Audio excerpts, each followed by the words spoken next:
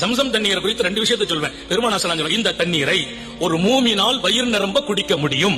வயிறு நிரம்ப குடிக்க முடியாதவன் யார்? ஒரு முனாஃபிக் வயிறு நிரம்ப குடிக்க மாட்டான். நாங்க ஸல்லல்லாஹு அலைஹி வஸல்லம் ஒரு முனாஃபிக்கான இந்த தண்ணியை வயிறு நிறைய குடிக்கவே முடியாது. அல்லாஹ் ஸ்டாப் பண்ணிடுவான், தொண்டையில நிப்பாட்டிடுவான், உள்ள போகாது, லிமிட்டுக்கு மேல குடிக்க முடியாது.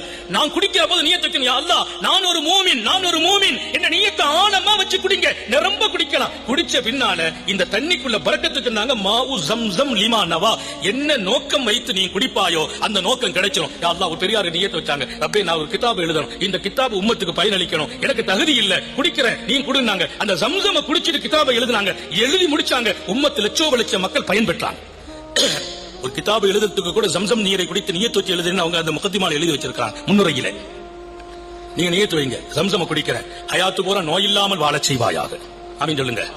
ஹயாத்து பூரா நோய் இல்லாமல் வாழச் செய்வாயாக, ஆஸ்பத்திரி வாழ்க்கையிலிருந்து பாதுகாப்பாயாக, ஹயாத்து பூரா என் உள்ளத்திலும் உடலிலும் உன் சிந்தனைக்கு மாற்றமான சிந்தனை பிறக்காமல் வாழச் செய்வாயாக.